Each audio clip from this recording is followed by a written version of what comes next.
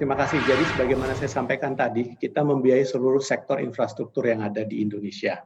Jadi ada sektor jalan tol, ada sektor air minum, ada sektor listrik. Nah, kalau saya sampaikan tadi, sektor-sektor yang relatif tidak terganggu atau sampai saat ini belum mengalami suatu hal yang mengkhawatirkan adalah sektor telekomunikasi, Hmm. sektor listrik, dan sektor air minum. Sedangkan yang memang kita ketahui sangat ikut terdampak adalah sektor-sektor Mhm. transportasi, apakah itu pendukungnya maupun prasarananya. Gitu. Baik, saya ulang Pak ya, untuk sektor telco, Ya. listrik, dan air minum ini masih bisa diharapkan sustainable. Kalau kita berfokus ke sektor yang masih sustainable seperti telco, listrik, dan air minum, ini kira-kira kontribusinya sejauh mana masih bisa menopang pertumbuhan pembiayaan di IIF baik untuk sisa di 2020 maupun tahun-tahun mendatang sebelum kita nantikan dan sambil kita nantikan pandeminya bisa menurun.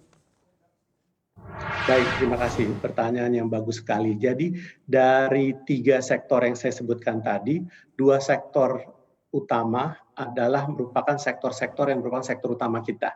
Jadi sektor listrik, sektor air minum, termasuk 2 dari 3 besar sektor yang ada di IIF. Berapa besar ini Pak Pak Erwin. kontribusi proyek-proyek yang ada dan sudah existing, ini termasuk juga proyek strategis nasional terhadap portfolio pembiayaan dari IIF. Kira-kira indikasi tahun ini seperti apa sih Pak di tengah 3 sektor utama yang disebutkan paling banyak berkontribusi tadi? Ya, jadi kalau saya bilang sektor yang besar tersebut, jadi sekitar kurang lebih sektor energi atau listrik, sektor air minum itu kurang lebih mewakili hampir sekitar 40% daripada exposure IIF di industri infrastruktur. Hmm. Nah, kalau tadi Pak Edwin bicara tentang PSN, kami juga banyak sekali membantu pemerintah dalam membiayai proyek-proyek PSN dan hampir ada di seluruh sektor infrastruktur kita lakukan pembiayaan itu. Kalau dari sisi sektor air minum, kami ikut partisipasi pada PPP pertama di industri air minum, yaitu melalui SPAM unggulan.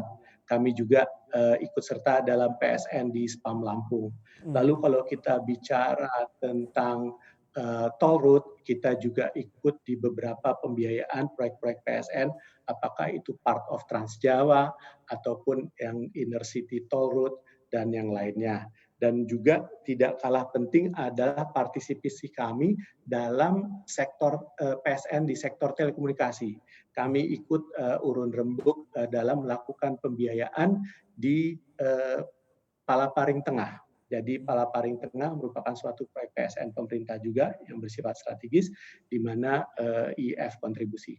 Dari total portofolio kami, proyek yang bersifat PSN ini kurang lebih sekitar 30%. Hmm. Dan masih ada sekitar 5 proyek on the pipeline yang kurang lebih sekitar 2-3 triliun nilai investasinya yang insya Allah kita akan partisipasi.